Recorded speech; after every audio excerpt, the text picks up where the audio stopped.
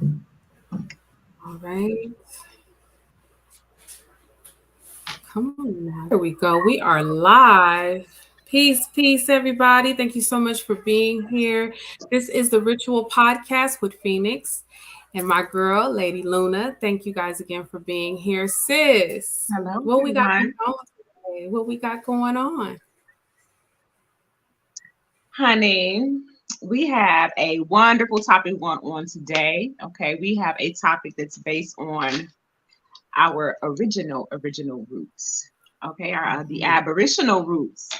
What's the topic? I got Indian in my blood. Mhm. Our So so-called it's African getting down to Americans. the original. Our African Americans from are really African. Mhm. Yes. Well, Yeah. first and foremost, of course, we want to thank everybody for tuning in. We want to thank you guys for coming and partaking in this. If you are on Facebook, welcome. Thank you for being here. If you are on YouTube, thank you so much. This is our first time streaming on YouTube. So, welcome, welcome, welcome. Make sure that you like, share, and subscribe. Um, we have a special guest who has some good information, some great information. He's a researcher, been doing this for a long time. We're going to bring him in just a little bit. But I want to give my sis just a little bit more of time to kind of discuss how she feels about this because I'm excited. I'm going to go in just a little bit on how I feel about this. But go ahead, sis, and let's just kind of give a little bit of details on what's getting ready to So happen. Fire. So we're getting ready to dive deep. And when I mean like dive deep, this is to me like my breakdown would be getting to the original root, the first root of where we all generated, where we all stem from. And I'm excited because I really don't know a whole lot about this topic. So I have a whole lot of questions. And it's very interesting, especially considering the walk of book of knowledge that we were able to get on the show today. I'm really excited to be able to ask someone who has studied this. I mean, studied it. And yeah, I'm excited. I got a ton of questions, ton of questions. Yes. See, Yeah. now this is something that I've been dealing with for a while, genealogy and all of that. My grandmother talked about who we were, who we are, where we come from, and things like that. I was able to find out that she actually did some genealogy herself. So she was able to give me documents and, things so I can further my studies.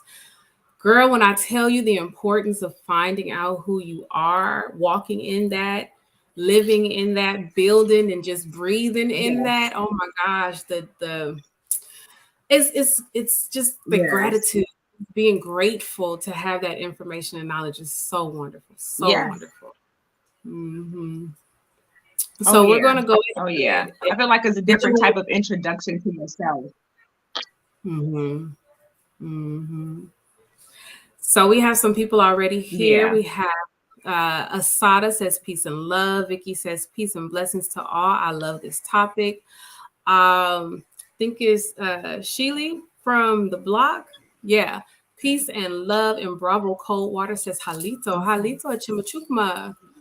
All right, so we're gonna go on without further ado. We're gonna bring in our special guest, Micco Wolf. It was just a moment to pull him in here so we can get to know the brother. All right. Hey, Peace and blessings. Please and blessings. Thank you for being here. absolutely. It's my pleasure to be here. I want to say halito and osio to the family, whatever the greeting is. And I thank you guys Yes. for having me on this lovely podcast, the Ritual Podcast. I love to be here. No, you're most welcome. Most welcome. So let's go on and dive in. Tell the people who you are, your history, why you do what you do, where you came from, what got you into this. Well, I'm Micco Wolf. I'm from Cleveland, Ohio. I have been studying this. I mean, I could say all my life because just like you are, your grandmother told you that you had Indian in you, or you were Indian, or whatever the case may be. I started off just like anybody else in the Christian faith, and I went to different other faiths and stuff like that. So I just wanted to know who I was, and I got tired of people telling me who I was and who I wasn't. So I sat down with my elders, and they told me exactly who I was. And I did the research with them, which was a beautiful thing because before my grandma transcended, God rest her soul, she told me who I was. I mean, as a child, but she really sat down with me, even in the condition that she was in, and told me that you're not an African. And this is no disrespect to anybody who is African or, anybody who may think that they are African. I don't want them to think that we're trying to disparage them or disrespect them because we're not trying to do that. But I just started studying and reading for myself and getting into genealogy and getting into the DNA aspect of it. So what is genealogy? What is that? Genealogy, for those people that don't know, it does have a DNA aspect to it. A lot of people, they like to leave that part out of it, but it's your family records, your family history. It's like tracing, your mother and father's lineage, back down to the point you can't go anymore. So it's your family records. It's who you are, on documented paper. You see what I mean? So I think it's very important that everybody, no matter what color you are, no matter what religion you are, whatever, everybody should know who they are. What type of documents do you stumble across when you're in genealogy? Oh, it's a vast topic. I got like, depending on who the person is, like I do genealogy for everybody. Like I have Scottish people I do ancestry for or genealogy for. I come across documents that'll tell you like what kind of means they got here. Some people got here by boat, not just a slave boat. I come across slave records. And I think the biggest misconception is a lot of people feel just because you see slavery in your genealogy, they automatically equate it to Africa. And that is further from the truth. I come across all kind of records, land patents, because it's a lot of you that have, land patents that are just sitting there and somebody else is occupying your land and you don't even know it because in law, it's something called first in line, first in time. And that land is passed down. And once again, this is why genealogy is so important because that land is passed down to, your father, your you and, whoever else. So you would never know that if you're in the wrong status and also if you are not who you're claiming that you're supposed to be. Luna, you have any questions you want to ask? So, with that being said, you can track down land that belongs to you based on this genealogy. Well, I don't want to say everybody can do that because some records have been destroyed. Yeah. But some of our people have really kept documents, and when we're in that civil rights movement and stuff like that, some people took the Bible and just wrote in the Bible, so they know who's who. But there's a lot of land records that are there that are just sitting there that a lot of people don't even know that they have. I mean, there's like really like, to be real with you, there's money that's sitting there that a lot of people don't even know till this day that they have from jobs that you worked, since you were like probably like 15 and that they owe you. So if that's still sitting there, if it's like so small like that, like maybe $20, $30, $100, there's still land there sitting there for you. And a lot of people don't even know that. So while we sit back and argue who we are, there's people out here occupying the land because that's really the minimal wealth is really, that's the money. You get what I mean? Who's occupying the land? What type of? I don't want. I say I'm gonna keep it PG, but you have people. I mean, we must call them what they are. They're colonizers. They're occupying the land. They have, and like I said, that's not to disrespect anybody or nothing like that. But we have to tell the truth. We are adults here. We have to stop playing this Disney game where it's this good guy, bad guy. We got to be honest. You have people here that are pretending to be the original people of this land. And that's not to say that they're not pre-Columbus. They are. But it's just when we say Aboriginal just means first inhabited. So if no matter where you are on this planet, you have people who are first inhabitants there. Like Africans, they are Aboriginal to their respective land. Europeans, the real Europeans, they are Aboriginal to their respective land. So the people occupying the land are the invaders, and they're still here. Absolutely. Okay, so can you give me, because just doing my research, especially with me not knowing a lot, what does Australia have to do with the Aboriginal people? Australia is pretty much, they're calling themselves the Aborigines because some people say that they came here during the out of Africa theory, but some people say that they always been here. Mhm. And to be honest with you, the people who have popularized the out of Africa theory, they're now saying that they think that the Australians have always been there. Now they're not. I mean, Okay. some of them are related to our people, but some of them are not related to us.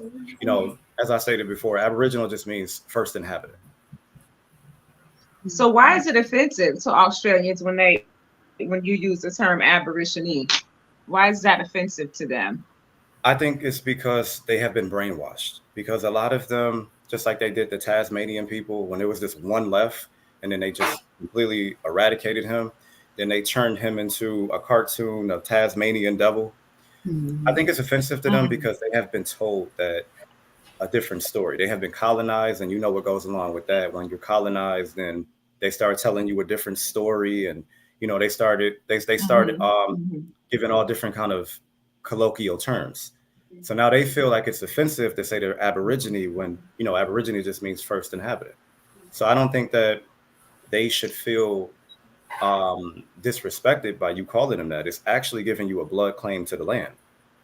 It's giving Well, it you a didn't really make sense to me either, but it definitely came across as like, so Aborigine is to Black people's Nigga. You know what I mean? That's kind of what it came, Mhm. like it was racist to be called that, or you know what I mean? Like, at least that's just the bit that I've researched. It's probably because they're looking at it as if you call them that, then you're calling them a primitive name. You see what I mean? Mhm. And Okay, yeah, yeah, they don't I get understand that if you unite around that name, which I think that we should too, because it's a political term. You unite around indigenous or aborigine or aboriginal, then I mean you pretty it. much are nationalizing. You're saying that this is our land and these are our resources. You see what I mean? Like they're doing that in Africa right now. Yeah, okay. Mhm. So Yeah. as far as the topic, what is African American? And I know we have a lot of different misnomers. What is that? What is that? African American is, it goes further beyond Jesse Jackson. Mhm. He pretty much made it popular, but it's been way before him, like in the early 1800s. But African American is such a misnomer. We should be mad at that because, first of all, well, I can't speak for everybody, but the great majority of us are not African. African, it's not even the real name of that continent. And then I mean, how can we be two continents?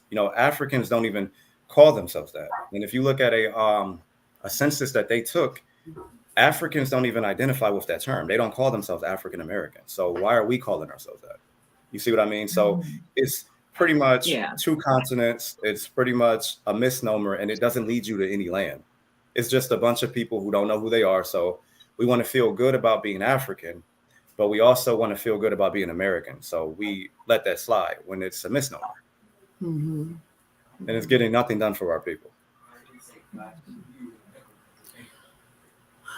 So we have Native Americans who claim to be the original inhabitants. Who are they? Native Americans are Eurasians.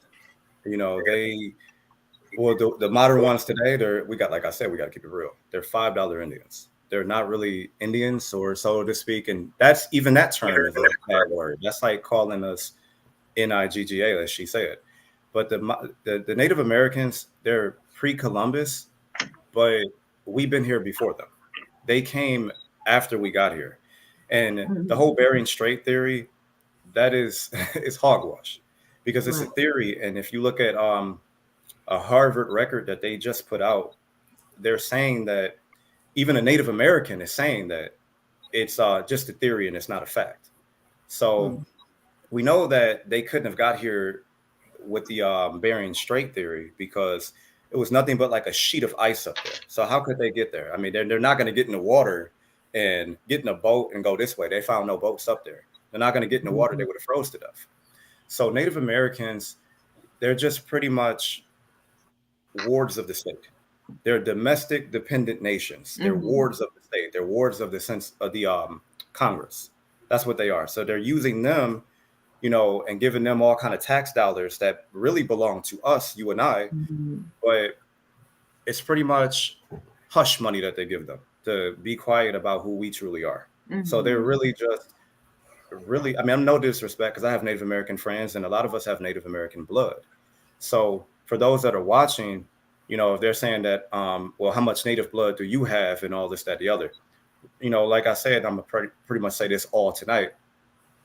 First inhabited is the Aboriginals, which would be the people that look like you and I. So the people that are calling themselves Native Americans, they would have to measure their blood up to us. We would be the blueprint, the standard.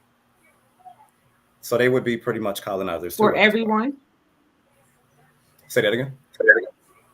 Are we the blueprint, the standard for everyone, for every race, absolutely, or anybody that's claiming to be Aboriginal? Okay, I like that comment of PD. I like that comment. By what do you say to people? I'm sorry, what you say? Oh, thank you. So, but my question is, so why do you think people stop going back? Why do you think we stop at a certain bit of knowledge versus wanting to get to the real root? I think it's because and I can attest to this myself. I think it's a feel-good mechanism. I think it's the whole and not to diss for anybody's religion, but it's just the same as when you go to church, you're feeling good because of what the pastor's saying. And then like if that church doesn't give you the Holy Spirit, and then like if they don't make you feel good, then you're on to the next. And then if they don't do that, then you're on to the next feel-good mechanism. So our people are pretty much, and when I say our people, I mean so-called African Americans. What we're doing is feel-good mechanisms. We'll go to be Moors, and a lot of us go to that when we have a problem with the legal system. So we'll go talk to a jailhouse lawyer or whatever. And then like if we want to feel special, then we'll say we're Israelites because we're the chosen people. And then if you really want to feel special, then we'll say that we're Pan-Africans and we built these pyramids and stuff like that. But we have to stop playing games. We got to start doing our genealogy. And a lot of our people don't like the DNA. And I understand why you don't like the DNA. But if you really know how to read it and you get into like the, epigenetics of it, like stuff like this, you get to the epigenetics of it, you'll see that it actually helps you out in your claim to that you are indigenous. So we're just playing games. We just want feel-good mechanisms. And like he said, it's hard to unlearn what you... one more question. So where did the original Aboriginals go wrong? Like for it to have ventured off to go so far left? Where did in the case that I'm not necessarily claiming, okay, because I'm still learning, but what happened? Like where did the originals go wrong? It's many different ways we went wrong. Like, first of all, we're still doing it today. Like tribalism. Where we got on a low level, we got Crips and Bloods and all different kind of gangs. We got different like churches. We're too tribal for our own good. Every time we do something, we become tribal instead of sharing it with you, and we all eat. We're too tribal. We're tribalistic. So if we're in church, then I can't believe what you believe because I'm a Jehovah's Witness and you're Seventh-day Adventist and she's Baptist. You see what I mean? So we went wrong because we started splitting ourselves into different tribes. You had Anianawea, which they're calling Cherokee today. You had Chada, you had Yamasi. We started splitting into groups, and then we decided to fight each other. And the colonizers capitalized on that. So when they came in, they said, okay, well, these people need guns to fight these people over here. So, okay, we're going to come in, and not only are we going to give them guns, we're going to give them religion. So now they're looking at things out of the eyes of the colonizers' religion. So now it's, okay, well, I see that this book has told me that what you guys are doing, according to nature, is demonic. So you guys are really the devil. So now you're my enemy because the colonizer said. So we're not looking at each other as brothers and sisters. We're looking at each other as, well, you have this, so I don't have it, so you're my enemy. So I need to take it from you. So we became like that because we also became too trusting. So we, just like today, like we have like, for instance, we have hip hop, and the stuff they got on the radio now and what y'all hearing now, that's not hip hop. Hip hop is higher infinite power healing our people. That's not healing nobody. So we had hip Yeah. hop back, in the 70s since hip hop's inception, we were making a lot of money off that. That's like $1 million, if not $1 billion industry. So now what we did was we let people that don't look like us come in, and now they're eating off of us now. So now they're saying that the greatest rapper of all time is a person that don't look like you. You see what I mean? So now they're eating off of you, and they're taking everything that you said. Now when somebody don't look like you, oh, he can rap. So what we do is, oh, he can rap. So now he's okay. Well, he can come to the barbecue, and we always say that. And to be honest with you, I hate when we say that. Just because he can dance, he's yeah. Yeah. So you brought up DNA. How does DNA tie into all of this? The DNA aspect of it, you have many different factors with DNA. As I stated before, you have epigenetics, which epigenetics is pretty much like your environment and how your environment influences your genetics, which we're going to definitely get into. The DNA aspect of it, DNA don't lie. Men lie, women lie, but DNA don't lie. You see what I mean? So what we do is we want to use DNA when somebody hurt our people. We want to use DNA when somebody murders our people. We want to use DNA to take Marvin down to get child support, but we're not using DNA correctly. Like it tells you in the rights of indigenous people, you have the right to use DNA, and we're not utilizing that. But you know who is? Other people are utilizing DNA, and it's working against us. So the DNA aspect is important because you have something called short tandem repeats. You have something called autosomal DNA. You have SNPs, haplogroups and stuff like that, which is all a synopsis of what I just said. So when you look at these SNPs in your raw data, you can actually see like, okay, well, this person is this person because of this particular mutation. So, you got to put a difference between it, because if I look at your DNA opposed to a European's DNA, I can see in their DNA that they have a mutation on the OCA2 gene. And like I said, it's not to disparage anybody. We're just telling the truth. So we know that, okay, we can do archaeogenetics and see how long these people have been on this planet. And they'll tell you in a heartbeat that they only been on this planet for 5,000 years. So you have things over here in America, like for instance, it's being peer reviewed as we speak. It's called the Topper site. It is like 50 to 51,000 years old.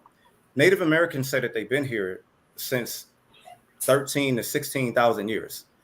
How could they be here if the archaeogenetics is time stamping somebody else here at 51 to 50,000 years old?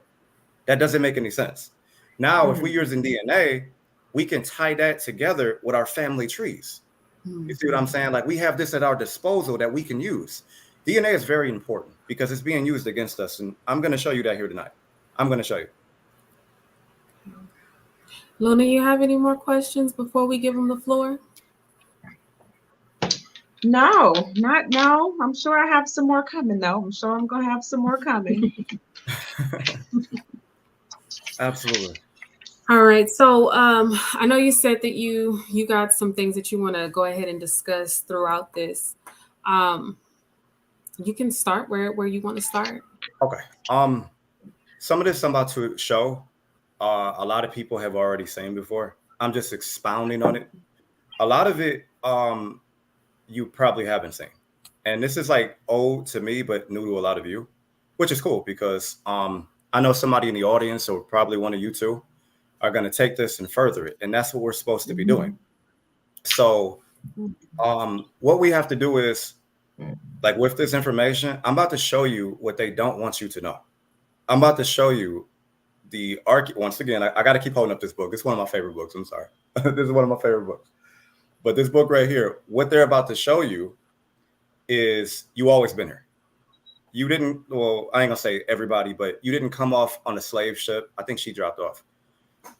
You didn't come here on a slave ship. You didn't do anything like that. I'm going to show you that you always been here, without a shadow of a doubt. Now, without further ado, if you can share my screen, I'm going to show you. I don't know if you can like zoom in on that. If you can, it's fine. Wait, can the chat see that? There's gonna be pictures that I want y'all to see too. I can't see the chat, so I mean, you gotta help me. I'm waiting for you to respond back. They didn't kidnap Luna, so I can't give out this information. She's coming. She's coming. Shout out to everybody in the chat. I think y'all, you know, I hate to go Jay-Z on you, but I appreciate you. You could be anywhere else in the world, but you here with me. Sorry, guys. Absolutely. Right. Absolutely. Okay, they can see the image. Okay. So I'm pretty sure everybody looked in the dictionary or saw this meme here about the copper color.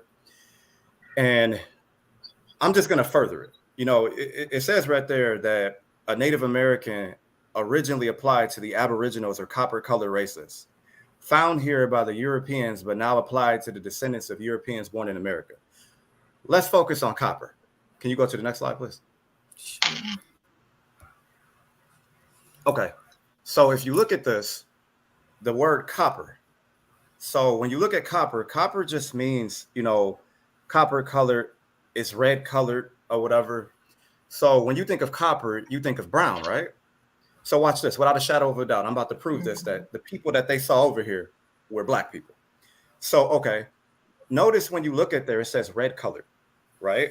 Now watch this. So-called black people have a red skin tone. Like you have a, I would say like they would call you what, a yellow bone? That always can be, to be honest with you. Yeah. Like she would be red skin, I'm red skin. Now watch this.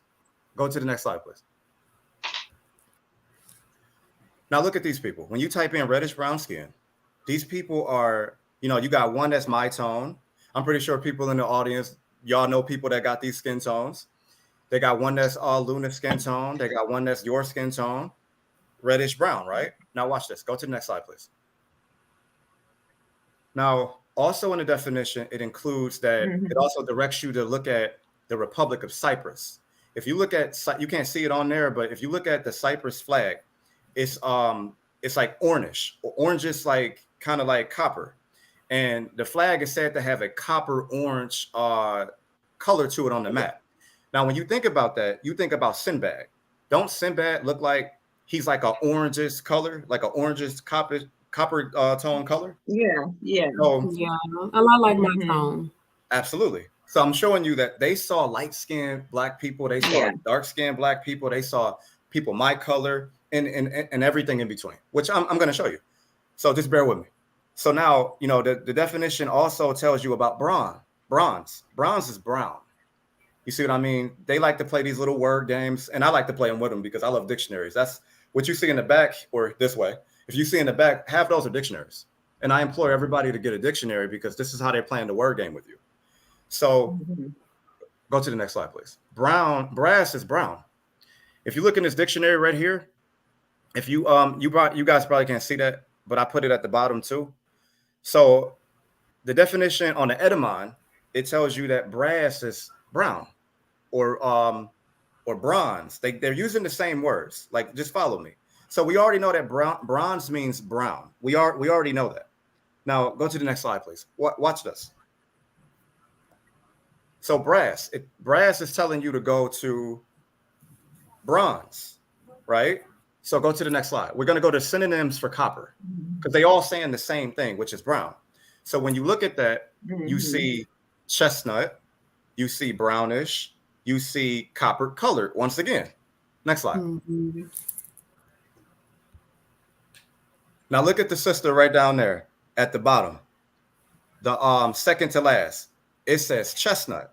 As you can see, their theme of brown, but it's really stuck on chestnut. So in the picture below, it shows you a woman who's reddish color, copper colored chestnut, right there. Now that don't look like a typical Native American to me. Now I know a lot of them, you know, they can get our complexion because a lot of them, believe it or not, have our blood, which that's another topic. But next slide, please. Now this is a newspaper article. This is like 1879. Now, when you look at here, it says right on the screen, they were looking for a copper-colored Negro. But I thought we wasn't those people. They're telling you that these people. Now, notice in the definition that we read before, it said copper colored races. So that implies more than one. That's plural. So, okay. So now, without a shadow of a doubt, we just proved that copper colored doesn't mean red skinned Native American. It does not mean that. It's talking about Black people. It's talking about people who are brown skinned, chestnut colored. You know, that's what, and I'm finna prove it. So now go to the next slide. I think your next slide might be something I double put in there. Yeah, that's not it. Right there. Okay, so now we're gonna prove that the so-called white people, I don't call them that, I call them the hula, which is, you know, the pales, or, you know, it's not disrespecting nobody. I'm not trying to do that, but that's what my ancestors said. You know, that's chada. So I'm going to prove that the people that they saw were Black people. Now here, I don't know if you guys can see that down there, but this is a book called The Journal of the Tour to the Hebrides with Samuel Johnson by James Boswell. And this is what he said. This is how he explained. Just like he said, my man right there, Mr. Turner, we was always here. My man.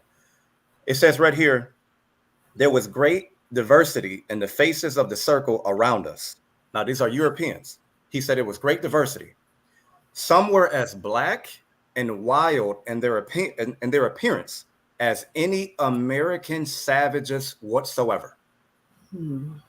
Let me read that again. He says some were black and wild in their appearance as any American savages whatsoever. Now, we just read at the start of this that America really means the copper-colored races they found here. Why are they calling us the Americans? Okay, go to the next slide. Now, right here, this is Bartholomew Gosnod. This is what he said about us. These people are of tall stature. We know we got a lot of tall people. Shaquille O'Neal, Michael Jordan, LeBron James. They are of tall stature, broad and grim visage. So he's saying that their face looked scary. And you know how they do us. When they see us, they clutch person. Right. He said grim visage of a black, swart complexion. Swarthy is what they used to call us before. In 1400s, they would be calling you swarthy or Moorish. Now, don't get Moorish signs templed out, because they were calling all black people Moors.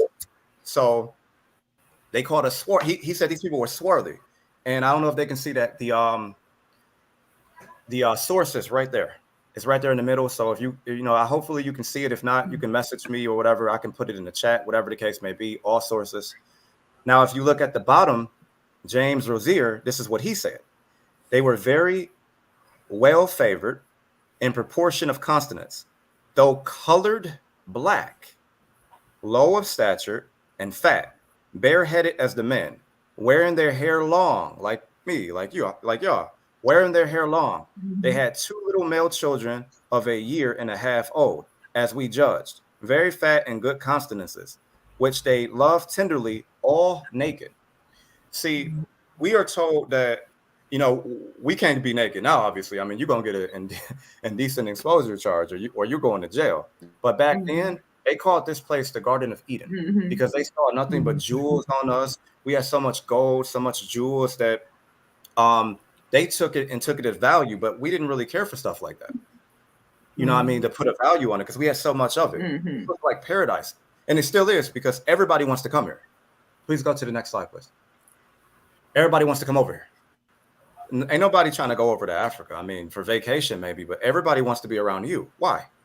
So this is Antonio Pigfetta. This is what he said. Now, mind you, these are all so-called white people saying this. This ain't me. I didn't make this up.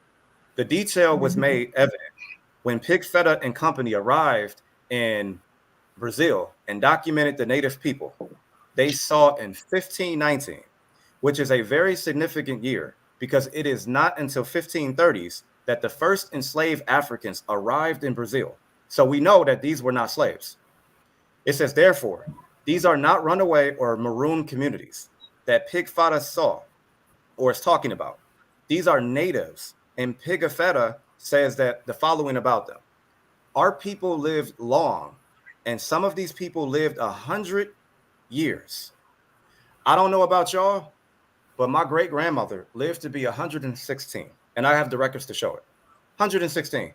All my grandma ate. My grandma didn't eat any meat. Not trying to say that you don't have to, but she just drank tea. She had something called Jamaican henweed, which y'all should probably go check out. She had she used to go into the back. She used to plant her own food. She used to plant her own food, and she would go back there and she would show us stuff in the backyard. Like, this is how you heal. This is what you do. Notice he just said that we live for a very long time. We live for a very long time. So he said that they live hundreds of years, or 6 scores, or 7 scores, or more, and they go naked. Once again, they go naked.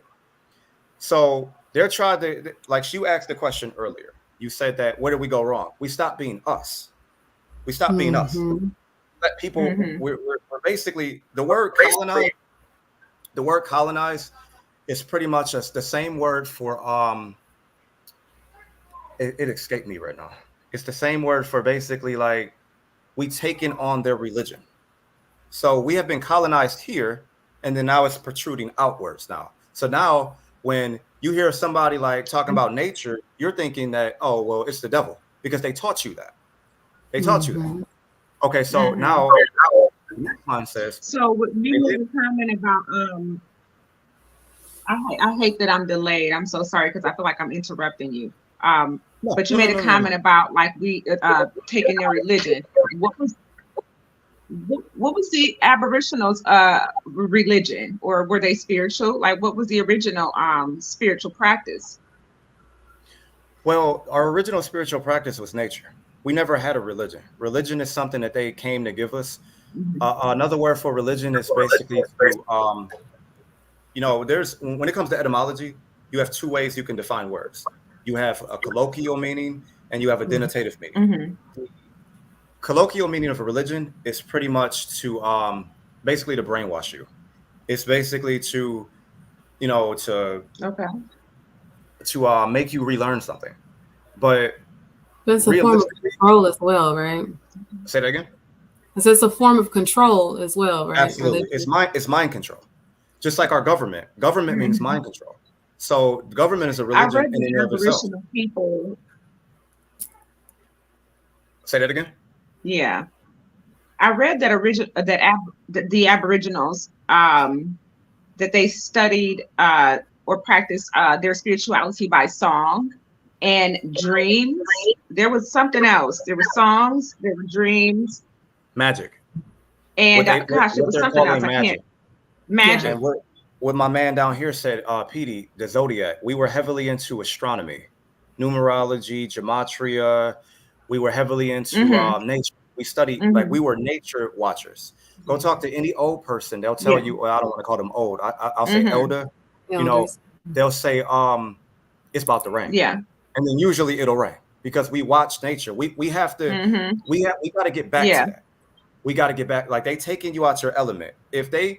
Like, are people to the point, and like he said, based on frequency, are people to the point now where if they used to take you and put you in the jungle, you would die in less than 24 hours because you wouldn't know how to get to it. You'll be like, where's Walmart? Where's this? We got to go back to nature. Nature is that's our God, our goddess. Nature is what we truly should be going back to. I feel like it's embedded. Like, it's embedded. There's like when certain people say, oh, where'd she go? We lost her. I'm gonna just go back in. Yeah. I see the little circle thing on her. There you go. Yeah. There we go. What were you saying? Like the elders, or even like somebody that had like a physical ailment, a broken leg, or something in the past. Our bodies, are intertwined with. I don't know why she. They utilized nature, the plants, the signs, the zodiac, and all of that stuff, along with frequency and energy, to be able to go into the healing aspects, or even the spiritual aspects, being connected to the Creator, a great spirit. Absolutely. Yeah. I like this comment right here. I do not see the religious that came here as religious at all, they were horrendous to the original people here. Absolutely, they were. Absolutely. They lied to us. And if you look at they like to talk about Islam and say that Islam is terrorist, but if you look at the stuff that the Christians did to our people, it's ridiculous. Some of the Hispanics, you know, they have a lot of white in them because of what they did to those people down there. All the rape, rob, and murder that they did to the people down there and up here too. So I'm gonna go back into this unless you guys have like anything that you were saying, because you got cut off because you came out. I'm so sorry. I was just No, you're fine. talking about the physical elements, like how our body is, you know, how our bodies are intertwined with nature. Like when it rains, we automatically get sleepy. You know, it's like that. It's the knowing. Absolutely. Yeah. Beautiful. Just like today, I felt sleepy when it well, it didn't rain. It was gonna rain, but I felt sleepy with that. Just like we were so in tune with nature. This is why we were. We also had a form of we were a form of animists as well. Like we saw the great spirit in everything, even to this day.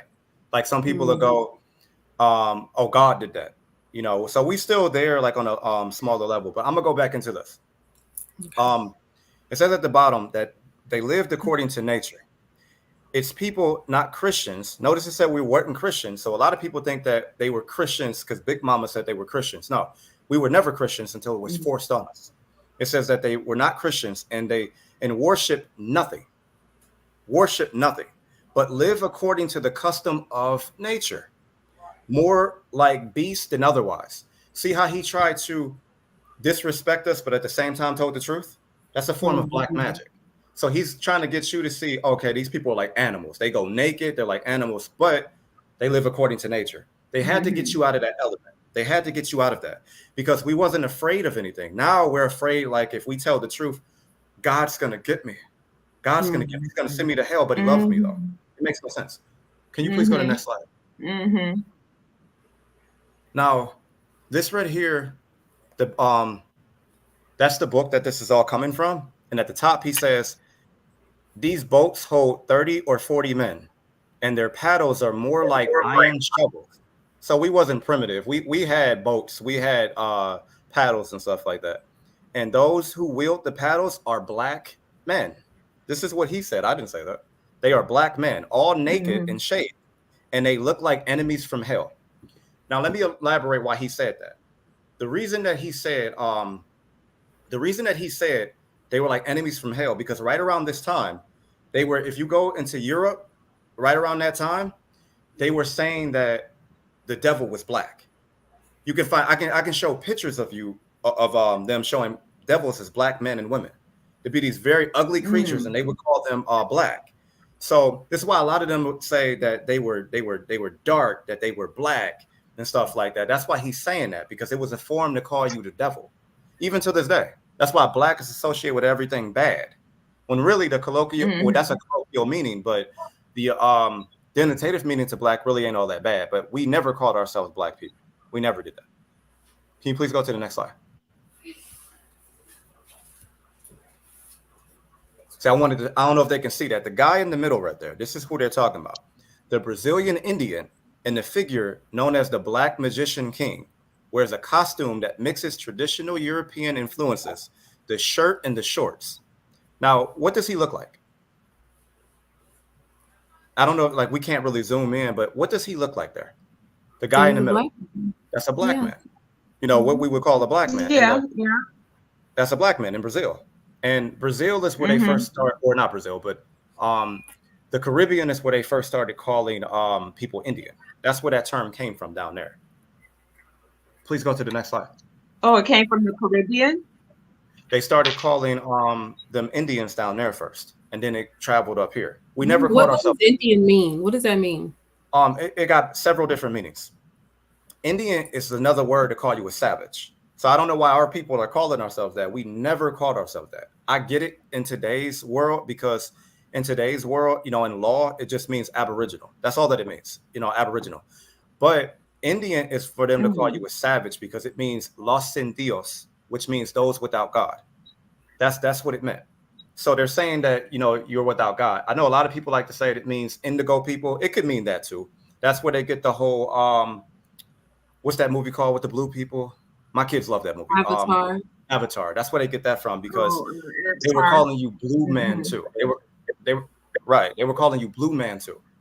And it meant like royalty and stuff like that. But Indian, that's not a word we should be calling ourselves, because I mean, like I said, I get it now because on the books, on the record, we're American Indians or whatever, because it means indigenous, but we never called ourselves that. We called ourselves we went by vibrations. So Mm. if you were if you act like a warrior, or if you were like protector, they would call you Waya. That's what my family calls me, Waya, which means wolf. That's why my name is Micco Wolf. You know what I mean? So it depends on what the vibration you gave off at birth. That's what we call ourselves. But we called ourselves our respective Mhm. tribe, our tribal names. If you notice, the natives today, as they call themselves, they don't call themselves the proper names like Anianawea, which is Cherokee, as they're calling it. They don't call themselves Chada. They don't call themselves that. They don't do that Mhm. because it's not them. That's you by blood. Okay. So this on the screen, this is Mhm. Vasco Nunez de Balboa. This is what he said about us. According to Peter Martyr, said he saw Aboriginal Negroes in 1513. The quote is as follows: "There is a region not past 2 days' journey distance from Cuarpa, in which they found only black Moors."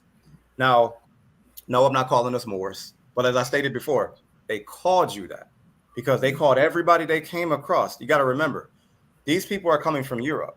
Moors were ruling over there. So when they got over here, they're like, wow, Moors are here too. So they start calling us that.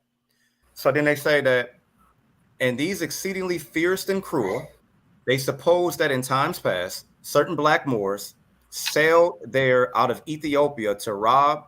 See, they even doing it today. They say that brothers is up to no good. We always got to be trying to rob somebody. They said that they was trying to rob, and that by shipwreck or some other chance, they were driven to these mountains. The inhabitants of Corapa lie in continual war and debate with these black men. We were always at war with a Native American tribe. I'm going to say that again. We were always at war with one of their tribes. Always. This is the origins of the Mexicans not liking Mhm. us. We were fighting them down there. We're fighting them up here. We was always at war with them. I'm pretty sure I wouldn't be surprised if a Native American come in here now and start trying to interrupt the show. They don't like this because they pretty much fought on their side Wow. to even be called Native American today. So they sued the Spanish and Spanish courts. I got the court record I can show you. They sued them and lost. That's why they got reservations now. It's hush money. Don't say nothing. That's why they fight us so bad on this internet. So, okay, please go to the next slide. But if you notice, he said that they probably was shipwrecking. They got over here, was trying to rob. If you notice, he said that. But they're always trying to tell you who you are, but you can never tell them who they are. Now, this is William Bartham and William Simmons. Bartham tells of a unique race of Indians who also once lived in the area. According to the present Creek Indians, Bartram states, by the way, there's no such thing as a Creek Indian. There's no such thing. Mhm. Creek would be Yamasi. They broke off from Mhm. Yamasi and they were called that by Europeans. There's no such thing. There's no such thing as a Creek Indian. So Bartram states that they say it is inhabited by a peculiar race of Indians whose women are incomparably beautiful. Y'all all beautiful, so they didn't lie. Incomparably beautiful. They also tell you that this terrestrial paradise, he just called our place paradise. See? This terrestrial paradise has been by some of their enterprising hunters. We were hunters when in pursuit of game, who being lost in inextricable swamps and bogs, and on the point of perishing, were unexpectedly relieved by a company of beautiful women whom they called the daughters of the sun. Does that sound like Native Americans? Yeah. Not at Daughters, all. daughters of the sun sound like Mhm. some sisters to me. They were lost somewhere, and these sisters came to their aid and helped them. They helped them out. So That sounds just like us. We always willing to help people. We always let people in. We're not allowed to go to their establishments. We're not allowed to go to their neighborhood after a certain time sometimes, even till this day. But us, we see somebody, oh no, let me help you. Let me help you. We were always like that. We have that peaceful spirit. Okay, please go to the next slide. Okay, it says that they are the posterity of a fugitive remnant of ancient Yamasi. The women that were helping them out, they were a remnant of the Yamasi. They were these people. So they were and I implore y'all to get this book here too. They were these people. Yo people. Very good book. Yamasi is my tribe. And Chata, it tells you a whole lot about the Yamasi in here. Those were Yamasi. A lot of our people are Yamasi and we don't even know it. It's sad. So now let's learn about the Yamasi. It says the Yamasi, same people, as we have seen, were driven in 1715 within the limits of Florida. And these are persons now alive in that province who remember in their youth having seen some of the descendants of these people who were in the condition of slaves to the Seminoles. They relate that the former were remarkably black Indians. And it is thought the Ocochiwa tribe, who are marked by a deeper shade than any of the Seminoles, are probably descendants of the conquered race. All throughout here, they're saying that these people is black. Next, it says, he is said to have lived to near 100 years of age. There we go again. They're living to 100 years of age. And late in life, married a Yamasi woman, his slave, by whom he had the late Chief Payne, who bore in darkness of his complexion, an unequivocal mark of his Yamasi descent. So they're calling him black. You see what I'm saying? So, and don't be taken back by the word slave, because a lot of us on the census records, you might have some of your family members as slaves on there, but they really wasn't slaves. It was their way to redeem their ancestors. Yeah, indentured servitude. Absolutely. Please go to the next slide. Now, this is the Digger Indians. And a lot of these people who are in California to this day that is gangbanging, they don't even know that they descend from these people. This is Theodore Taylor Johnson. He's saying this. Digger California Indians. Their complexion is a dark mahogany. There we go again. Mahogany, chestnut, copperas, brown. It's all the same. They're dark mahogany. That would be my complexion. That would be her complexion. Or often nearly black. Often nearly black. Their face is round or square, with features approximating nearer to the African than the Indian. Now, let me ask you a question before we go on. I want to ask everybody in the chat too. Now, I don't believe in race, but I'm gonna use it colloquially. What race has a flat nose?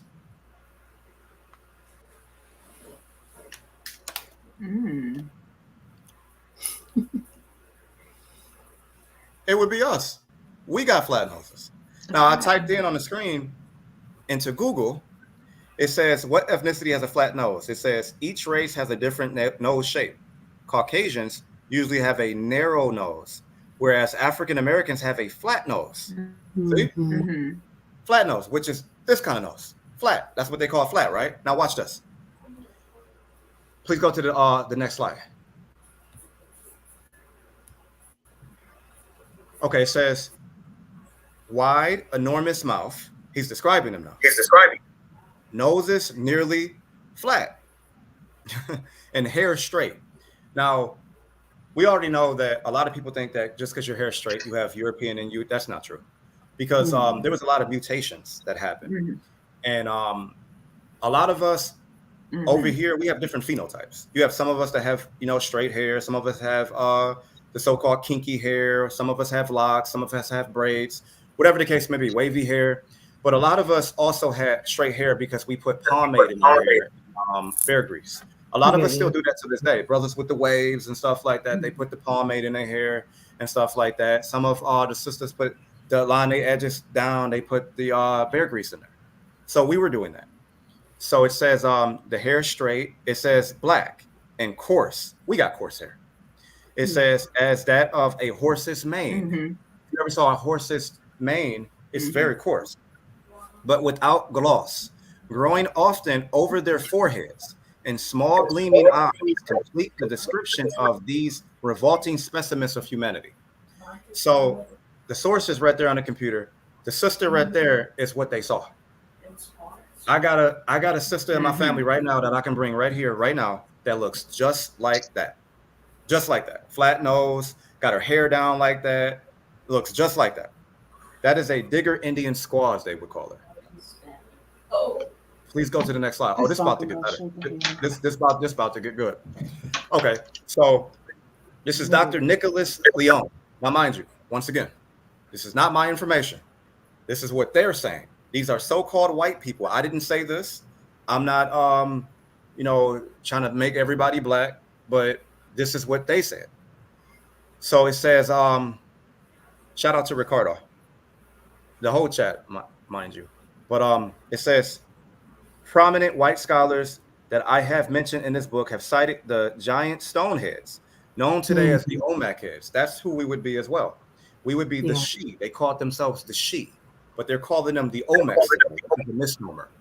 So it says right here, it says their heads as one of their many reasons for believing there was an indigenous black presence in America. However, what many don't know is that even the man who discovered these heads thought they pointed to the same conclusion.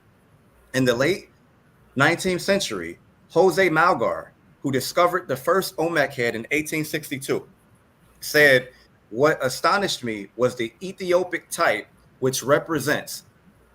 I reflected that there had undoubtedly been blacks in this country." This is Jose Malgar saying this. This is the guy that found these stone heads. Please go to the next slide. He put this in the newspaper with Ivan van Sertima. Now, this right here, for those of you who have ever been to Mexico, if you haven't, please go there, because there's a lot of stuff down there that points to you being there, your ancestors being there. This is a so-called Olmec head that's called El Negro. El Negro. This is in Tuxtla, Veracruz, Mexico. That's down there. Now, they never show you these Olmecs without the helmet. That's what they look like. You got brothers today with that same widow's peak right there. Blade, Wesley Snipes. Didn't he have that same hairstyle? I knew you were thinking. I knew you were thinking about that. See, they know what they're doing. Imagery is everything. Please go to the next slide. Herbert Johnson Spindon. This is what he's saying. The Mosquito Indians of the east coast of Nicaragua have a very considerable Negro admixture. They are fishermen of low culture. It has recently been possible to connect the original Indian stock of this unhealthy coast with other tribes who live further inland. The interior tribes of eastern Honduras and Nicaragua retain a great deal of their old-time culture, but they have been seldom visited or described. I wish you can blow that up, but those are sisters right there. Those are sisters right there. They don't show these people on the TV. They show you all of the people that look like Europeans. They don't show you these people. If only our Pan-Africans would get on board with us, that we are all Aboriginals. The first so-called black man and woman were us. We're the oldest genes on this planet. We are all Aboriginals. We're the first inhabitants. Next slide, please.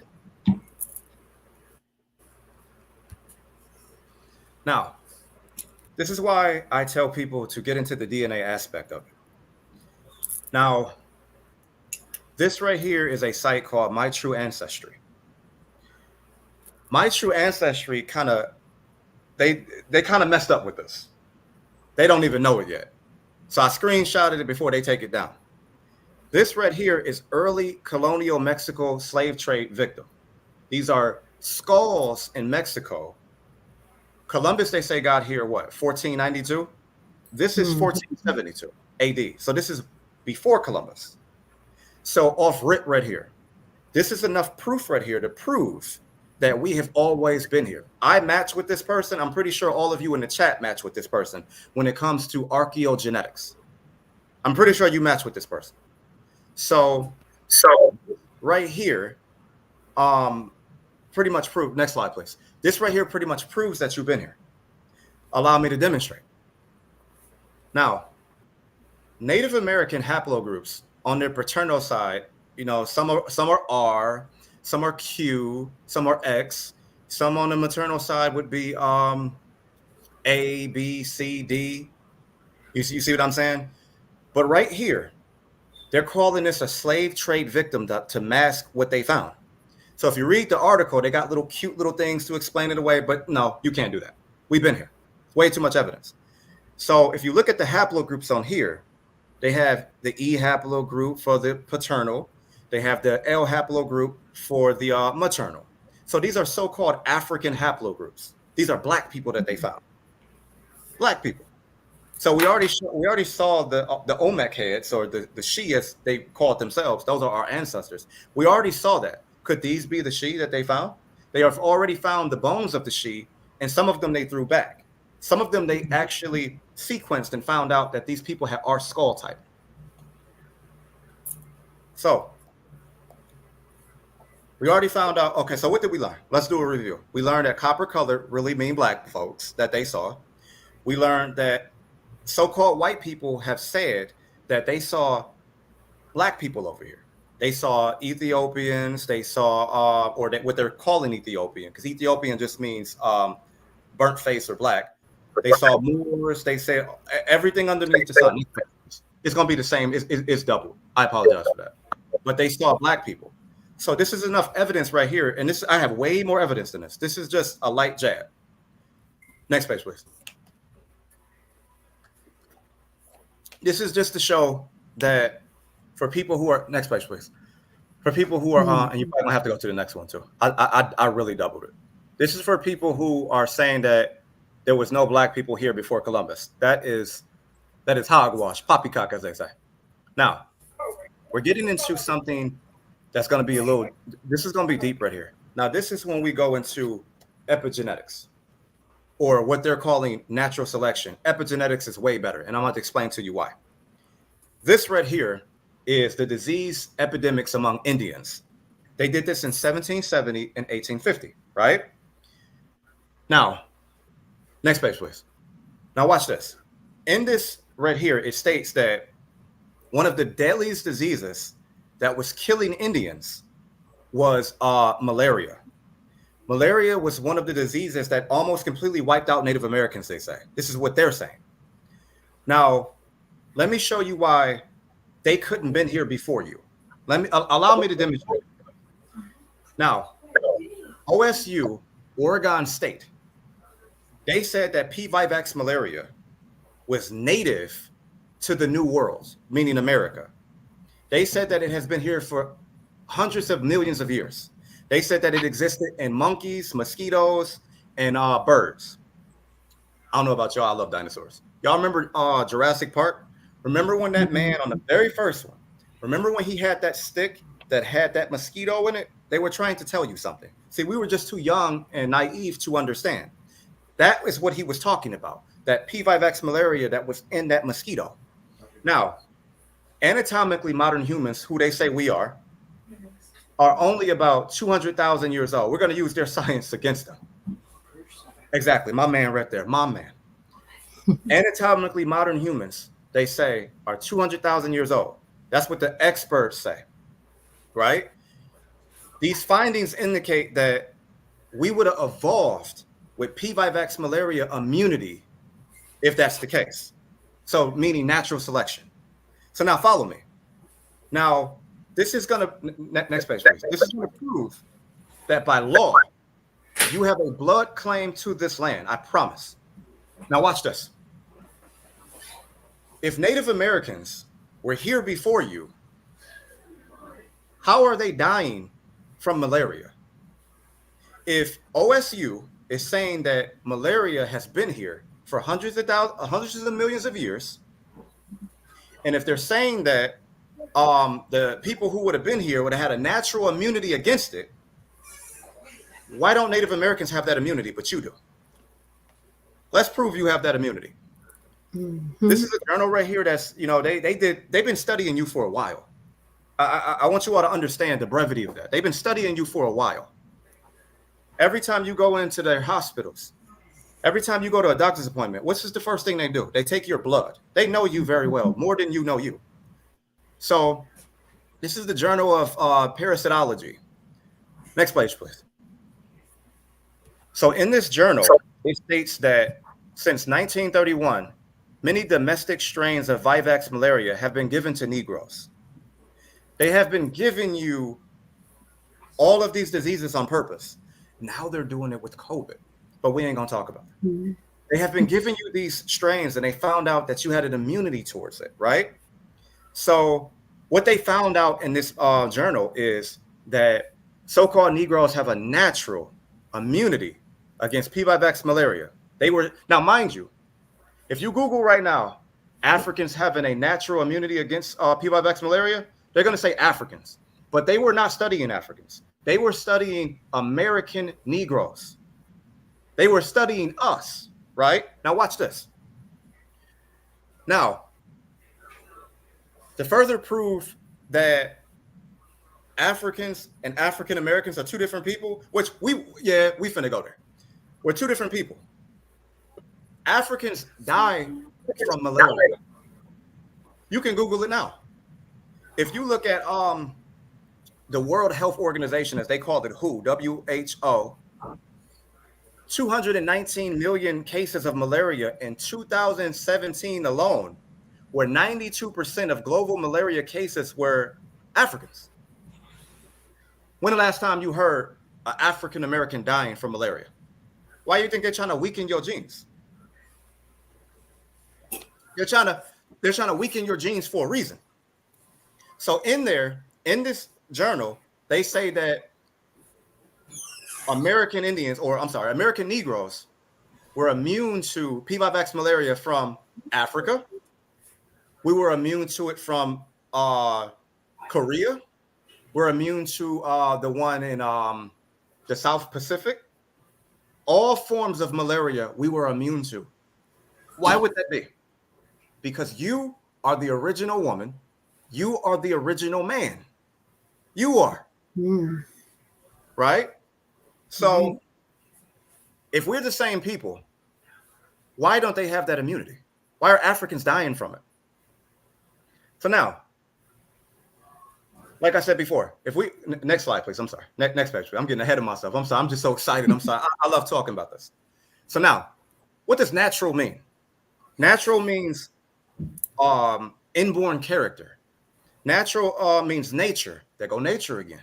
We need to go back to nature because that's where your immunity is. Grow your own food. We have here at Wyatt Tribe. That's that's our tribe, the Wolf Tribe. We help out people. We do genealogy for people because it's important to know who you are. We read DNA tests if you get them. I know a lot of people are spooked out by these DNA tests. Please don't get spooked out by that because they already have your DNA. Stop playing. They already got your DNA. You shave your head, shave your beard, you throw it in the garbage and stuff. They got your DNA. They already got you. You go to these hospitals, they got your DNA. They got your DNA already. Don't be spooked out by that. Just know how to read the test, which we're finna show in a minute. So we have a natural immunity to P-Vivax malaria and a lot of other diseases. They said that the natives were dying. Next slide, please. They said the natives were dying from smallpox and all these other diseases. Give me a second. Yeah, next page. Oh, my bad. Okay. So they said that the natives were dying from all kind of diseases, right? But we wasn't dying from those. So the natives was worshiping us as gods. This is why some of them would let a lot of us into their respective tribes. No, I think it's. Is this the right one? No, go back. No, don't go back. Go forward. Yeah. It's gonna say natural at the top. There you go, right there. So it says natural means hereditary or by birth. Remember, OSU article stated that anatomically modern humans evolved with malaria in situ or since their existence. So what this means is that the first Americans would have had to develop a protection against it. If you Google right now, O blood, these people had to have O blood. The majority of us have O blood. How we get that? So the immunity is called the Duffy null allele. DUFFY space NULL space ALLELE. The Duffy null allele. So it's the gene is called RS2814778. Remember that. That's important for these DNA tests, and I'm going to show you why. So if you check this right here, this is raw data that I have on somebody that I have studied. This is their raw data. Please go to the next page. This is their raw data, and this is the proof to you that we have this. If you look at it right there, it is the RS2814778. This person has it. They have that. So this is a person can say that they are American Aborigine. They have that right there. How would they get it? Natural selection or epigenetics. So if you really look at it, that gene represents phenotype. And that particular allele is protection against P. vivax malaria. So this is what DNA companies are using to assign you sub-Saharan Africa. This is what they're using. They're using this gene right here because we share the same phenotype as Africans. We don't really look like them, but because we have the same hair, same nose, same lips. So when you go spit in that cup or do the cheek swab, they do the same thing. They're saying that you are African because they believe in the out of Africa theory. So anything that represents Africa, because they're saying that the majority of blacks over there, which ain't true. So they're telling you that you're African because of that right there, because of phenotype. But last I checked, Africa doesn't have a patent on phenotype. Right. Next slide, please. This is just to prove it. This is from the website Snitpedia. If you look on there, it tells you the same thing that I just said, RS2814778. So when you look at it right there, it says that its resistance, the Duffy negative, it's really called the Duffy negative antigen. The Duffy negative phenotype is resistance to malaria, but it's increased odds to HIV infection upon exposure, but slow disease progression if infected. Everybody in the chat, a light bulb should have came up on your head. And this is why. Because they knew that they know about you. This is why they made AIDS to kill you. They made this to take you out. Let's read that again. Now, in highlighted, it says phenotype. So like I said before, they're giving you Africa because you have the same phenotype. Don't get me wrong. Some of us over here do have African ancestry. The slave trade did happen, but it's not the way that they say it. But we're about to figure that out here tonight. We're going to get some straightening going tonight. So notice it said down there, increased odds of HIV infection. You notice that? They used AIDS to take you out, but we are still here and we ain't going nowhere because we are the original people. Now, the cure to P. vivax malaria is something called quinine, and it comes from Peru. It's something called the cinchona tree. We had the cure for it. If you go to the next slide, I'll show you. We had the cure for it. Sorry. It's all good. It's right down there, bottom right.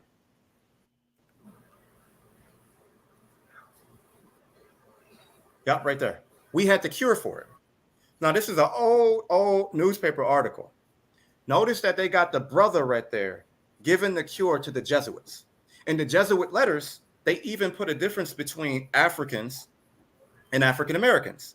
They called black folks over here Negroes de Terra. And they called, and actually I have that book right over there. Or over here. I keep doing that.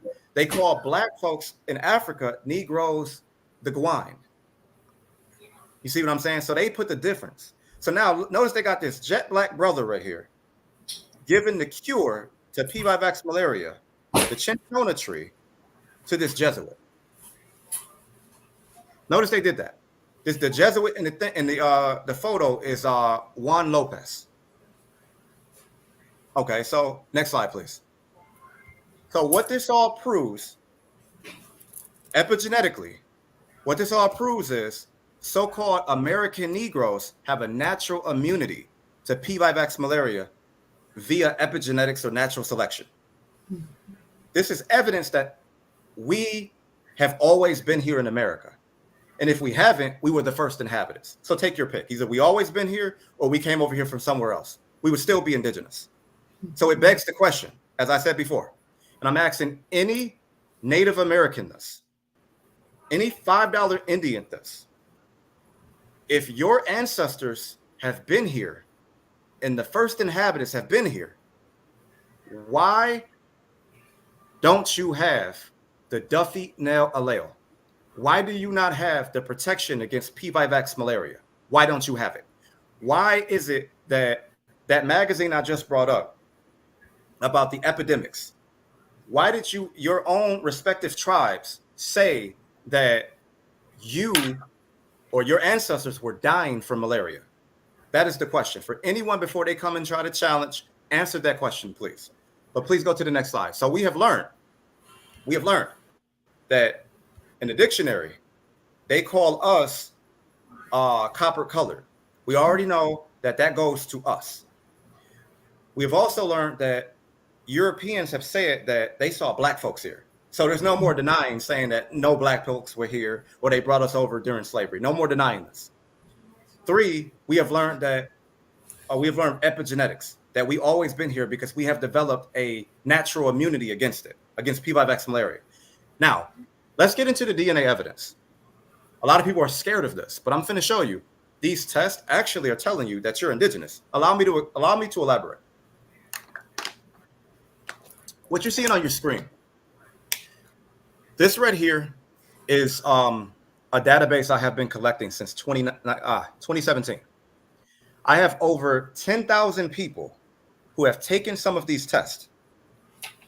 10,000 people. So what you're seeing is, number one, American, that 79% represent the American Aborigine. So you that have always been here. It also represents some of the Moors. No, once again, I'm not saying that we're Moors, but I'm saying that some of the Moors came here during the 30-year war that they had in Europe. They came over here, and I have the shit manifest if you would like to see it. But we're going to come back to that. Remember that. The Africans in the database represent 3%. That's not a lot. There are Africans here. You have the majority of Africans that came here were the Congo Mamutu people, the Mande people, the Fula people, the Wolof people, and the Igbo people. Those are the main Africans that came here, the main ones that came here via the slave ship. Some of them came here before the slave ship because Africans were coming here. Even Nigerians have one of the oldest boats in history. So the 3% is not a lot, and we're going to find out why it's not a lot. Now, the other percent, the 18%, is a mixture between all three. So yes, you have 3 kind of black people here, and this is what they're not going to tell you, and I can prove this without a shadow of a doubt. Number 1, the majority of black people over here are American Aborigine. Number 2, Moors, or Black Europeans, as they would call themselves, or not call themselves, as the academia calls them. The Black Europeans is where some of us get our surnames from. Some of those names, like for instance, Macron. It was so funny because I know a young woman, European woman with the name Macron, and she's so-called white, but the name Macron means son of the swarthy one. Swarthy means black. So you know that some of these surnames you didn't get from slavery. Some of them you got from the Black Europeans come over here mixing with our people. That's where some of you got that from. So you have Black Europeans here, you have American Aborigine here, and you have Africans here. Some of you are a mixture of them. Some of you are just one of them. Majority of you are American Aborigine. Some of you are the Moors that came over here. But they don't want you to know this because they want you all to be African so you won't go back and claim your respective land. If you knew that you were American Aborigine, why go anywhere else? You're already home. So now you're going to fight for your land. If you knew that you were a Moor or Black European, you're going to go back home and fight for your land because by jus soli and jus sanguinis, you have a blood right claim over there. If you African, you're going to go back. So a lot of them we're African American. We don't know what we are. So now they're using these DNA tests to get you off of this land. It's to group us all together. For those of you who are from New York or Chicago, they're playing a game which you call three-card Monty. That's what they're doing. They just mix this all together and call it African American. Now, people that oppose the fact that the true Aboriginals to America are so-called African Americans, they constantly tell us to take these commercial DNA tests. The guy on the screen, I'm pretty sure y'all saw him before. His name is William Gilliland, and he's really into genetics. He's a biology professor. I spoke with him myself, and he told me my database was flawless.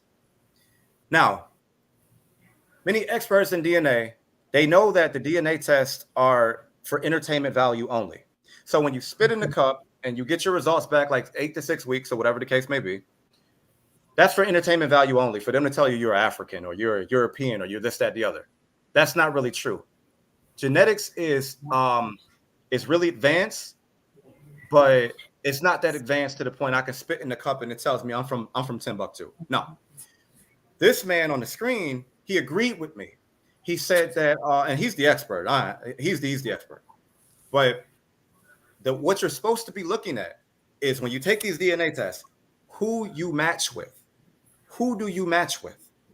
So when you like, okay, for instance, when you spit in the cup, my father took a test, I took a test, so we match together. So you're supposed to use that with your DNA, with your genealogy, because it helps further your DNA tree. Not know, oh snap, I'm African, y'all. I'm 80% African. No, that doesn't work like that. These tests are entertainment value only. Please go to the next slide.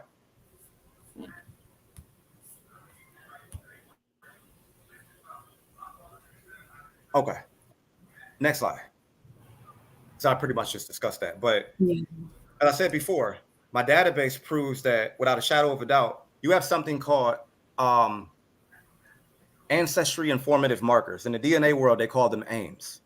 So the ancestry informative markers for Black people here, first, you would be Black. Then you would be European, because, a lot of the molestations went on, and some of them were, a small minority of them were us really getting with them. You see what I mean? But the majority of them was forcibly. And then you have, at the bottom, you would be Native American or Southeast Asian. Now, the bottom one that you are is, the further you go down on the DNA matches, it's happened longer ago, and it got in your DNA. So my question to Pan-Africans would be, if we were never here, and to Eurasians would be, if we were never here, why do I have Southeast Asian in my DNA? I thought slaves were such a controlled commodity. Why I got Southeast Asian DNA? Maybe that's where these little chinky eyes come from. Respectfully, no disrespect to anybody. But maybe that's where my eyes come from. It's because we were here already, and they came over here to mix with our people while we were already here. Some of them we warred with, some of them we mixed with. That's just the universal language. I mean, if you see a good-looking woman, you're going to go get her. You see a good-looking man, you're going to go get him. So that's what happened. So as I stated before, the reason that they're saying you're African is because of this. Number one is because the CLAO, as I showed, the RS2814778 gene, which is phenotype. So this is how their tests work. All the tests work like this. They have a database. So let's say that we have 4 African countries. Now, this database is represented as thousands of people, but we're just going to use 4 people. So one is Sierra Leone. The next one is Ghana. The next one is, let's say, Ethiopia. And then the next one is Nigeria. So now, what they ask these people is, with this test, they sit them down and ask, well, where's your 6th great grandparent from? So they'll go, 1 second. Let me put this on. Okay. They'll ask you, where's your 6th great grandparent from? So they'll tell them, oh, well, mine's from Ethiopia. Mine's from Ghana. Mine's from Sierra Leone. Mine's from Nigeria. They don't even vet these people to find out if they really telling the truth or not. They don't even vet them. They just like, okay, well, you're from Africa. Now, you go take a test. You Black, right? So now you can take a test. You match with any of them 4 people, guess what they're going to do? They're going to give you Africa as a percentage. Depending on which one you match with more, let's say you match with the Ghanaians or Ghana, they're going to give you a high percentage of Ghana. They're going to, and then so on and so forth. That's how they do these tests. That's how they do them. So then you get the test like, oh, snap, I'm Nigerian, y'all. I'm 80% Nigerian. No, you're not. Now, let's prove that.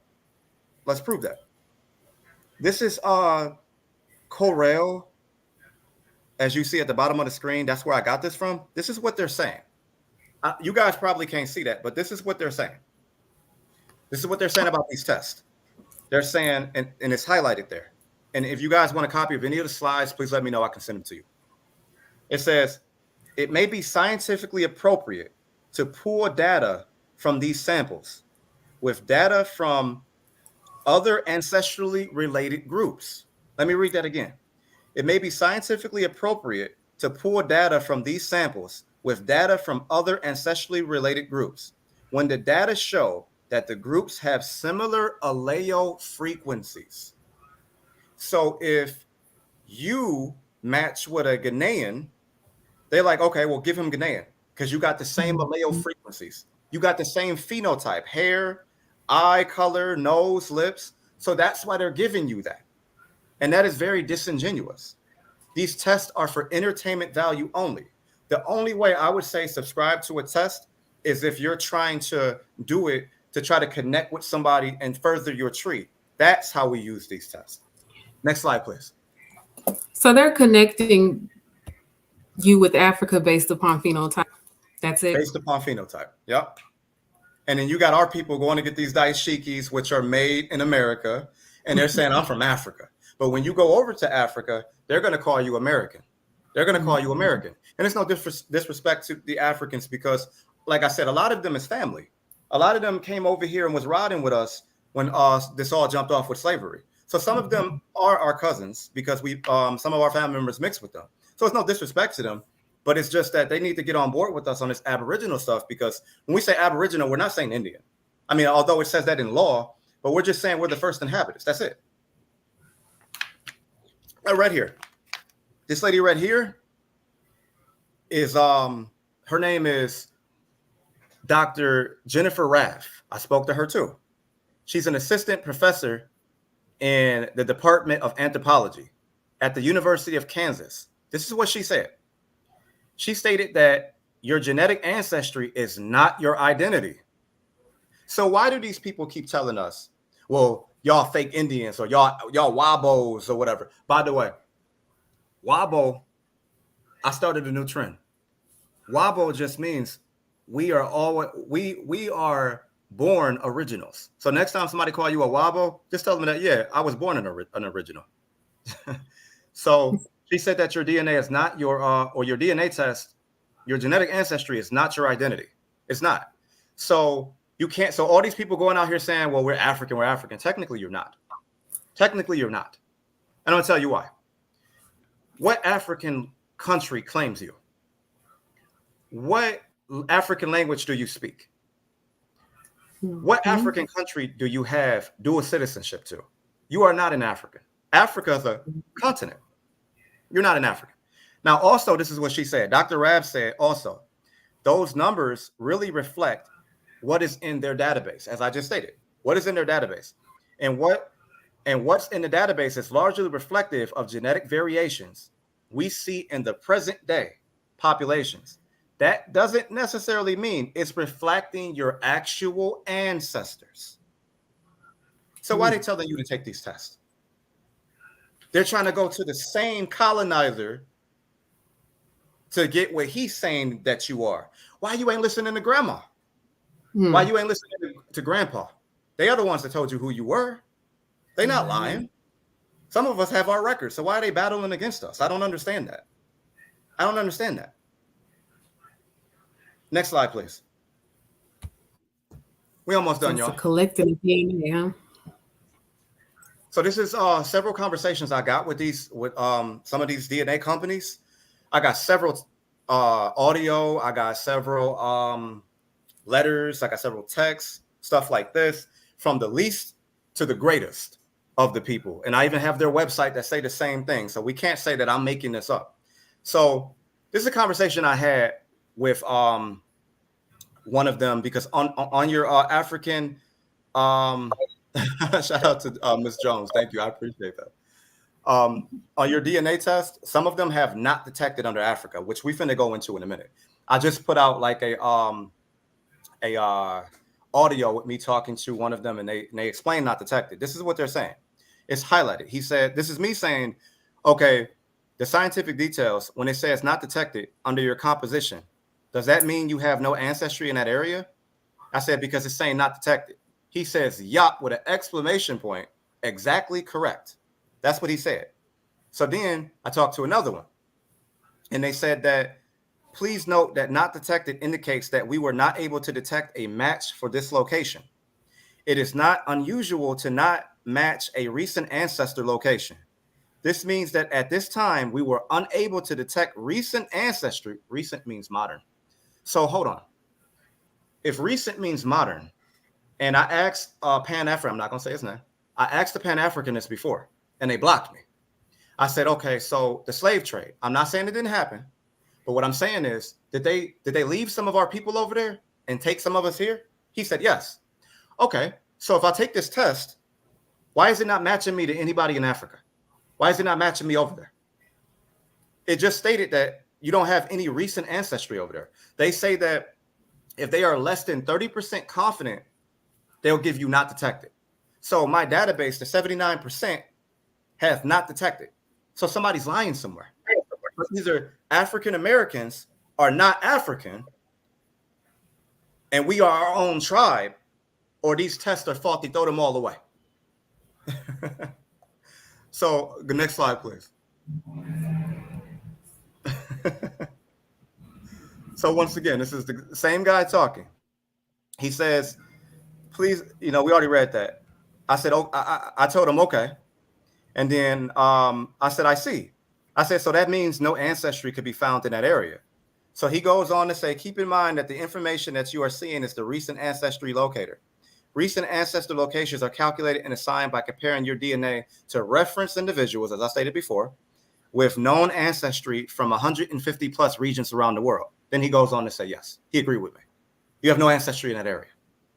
If you guys heard the audio, the guy said that these people that they're comparing you to, this is their reference population and their data set that they have, and they compare you to people that you are genetically similar to. And if you have received not detected, it means you are not genetically similar to these people. Next slide, please. So once again, it says, notice he said that they were not able to detect recent ancestry from that region with 30% confidence. Next slide, please. Now this is where it gets good. This is a DNA test.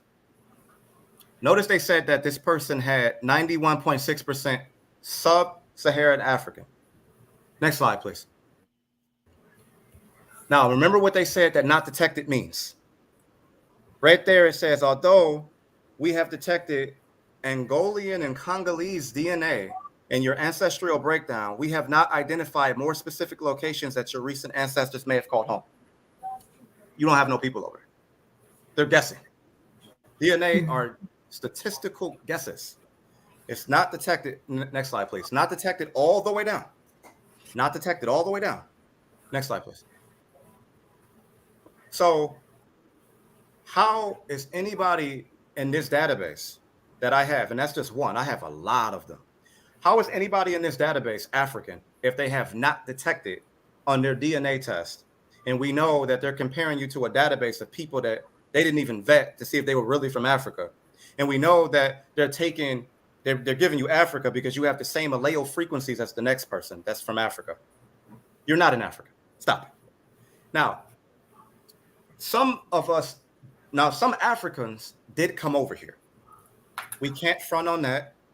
That's history. Some of them did come over here, but they did not come in high numbers. Now, this is Ancestry.com. They let the cat out the bag, too. They're starting to tell the truth because people such as myself, who's working behind the scenes, are talking to these people, and they understand that we're in on the game now. Now, notice what it says. The majority of Black Americans who can trace their roots back to North Carolina in the 1700s have ancestors from coastal West African countries along the Gulf of Guinea, including the Congo, Cameroon, Nigerian, Benin, Togo, Ghana, and Ivory Coast. Those are all the 5 people that I just said that were over here. So you know I'm not lying. Although many Black Americans during this period were enslaved, some had gained or purchased their freedom before the 1700s, when indentured labor and slavery weren't always lifelong sentences. Others escaped, watch this, others escaped and lived in a free, independent community in the Great Dismal Swamp on the Abernally, I probably butchered that, I'm sorry, Sound near Eddington, North Carolina. So I'm sure y'all heard this. A lot of our tribes were taking in Africans. They're telling you this. They were taking Africans in. Africans would hear, this is what that term through the grapevine. They would hear through the grapevine, like, oh, such and such got freed and he went to the swamp. It's popping in the swamp. We need to go there. So they would make songs, they would braid their hair a certain way, and it would be a map to this swamp here and to other safe havens. So they would go to the swamp with us. And some of us would mix with them. Some of us, some of us mixed with them during slavery times. We had no choice because there was breeding farms. Next slide, please. Watch this. Now I'm gonna give a shout out to the brother. I don't really promote people like that, but if you do a good job, I definitely do that. I give credit where it's due. And right now I want to give credit to all of my ancestors, the Yamasi, the Chada, the Anayatawiya. I want to give shouts to those that came before me. I want to give shouts to people who taught me, because without them, I wouldn't even know this. So I also want to give props to Tariq Nasheed for this movie here. And I implore you all to go watch this movie, because everything I'm saying as far as these Africans being taken in by us is in this movie right here. So they said the Gulf of Guinea, that's the Fulani. Remember, I told y'all that the people that were here were the Congo Mabutu, the Mandinka, the Wolof, the Igbo, and the Bimalenke too, the Mandinka, and there was 5 of them that came here very strong. And a lot of them are, a lot of you that have Jamaican in you, a lot of you have Igbo ancestry, because Igbo ancestry is a lot of the Jamaican culture, but that's another story. So the Gulf of Guinea is the Fulani, the Mandinka and Wolof as well. Congo is the Bantu. The Cameroon people would be the Fula and Bamalenke, and the Nigerian would be the Igbo, and the Benin, the Yoruba, the Fan, and the Ewe people. So a lot of us have that ancestry through that. Next slide, please. Okay, now this is what I really want to get into. So we already crushed the whole DNA thing. Now I want to get into the census. You all know they didn't bring over millions of Africans. You all know that. The records say, and it always fluctuates. The records state that they only brought over like 308,005 people. Some say that they, a brother put Henry Louis Gates in there. Thank you for that, because his name was escaping me. He put on his website on PBS that they only brought over 338,000 Black people over here. So it fluctuates, but let's stick with that number, 338,000. So if you do the math, it's not really that many people they brought over here. If you do the math with this census, that would roughly be about the database I just showed you, 3% or maybe like 7.5%. That's not a lot. And that doesn't equate to all the Black people over here in America. So the first census was taken in 1770. At that time, there were, 697,697 slaves in the 13 colonies. So yet, if you look at the census, the population of Black people just keep going up. I'm going to show you why that's impossible to be African slaves. Now, they stopped bringing, next slide, please. They stopped bringing Africans over here 1808. They stopped bringing them over here. They couldn't come back over here, right? So if you look at this census, 1820, look at the increase. In 1820, let's look at the slaves and free people. In 1820, it increased by 25.5%. And the slaves increased by 29%. 1830, it increased by 36.85%. That's the free people. And then, the slaves increased by 30.62%. It just keeps going up. 1840, it increased too. Next slide, please. It keeps increasing. We're going to keep seeing that. 1850, it increased by 11.5. 1860, 23.4. 1870, 23.4. So it kind of stayed the same in 1870, 10 years later. But let me show you why that is impossible to happen that way. Next slide, please. Let me show you. This is a book called African American Voices by Stephen Mintz. Y'all should get this book and read this book. Very powerful book. Let me show you why it's important. Now, you guys probably can't see that, but let me read, a little bit of this to show you. It says that high infant and childhood death rate. The average life expectancy of a slave at birth was just 21 to 22 years, compared to 40 to 43 years for antebellum whites. Compared to whites, relatively few slaves lived into old age. Let me repeat that. Relatively few slaves lived to be old. Between 1830, we just saw the census, and 1860, only 10% of U.S. slaves were over 50 years old. A major contributor to the high infant and child death rate was chronic undernourishment. Slave owners showed surprisingly little concern for slave mothers' health or diet during pregnancy, providing pregnant women with no extra rations and employing them in intensive field work even in the last week before they gave birth. That's horrible. Mm-hmm. Not surprisingly, slave mothers suffered high rates of spontaneous abortions, stillbirths, and deaths shortly after birth.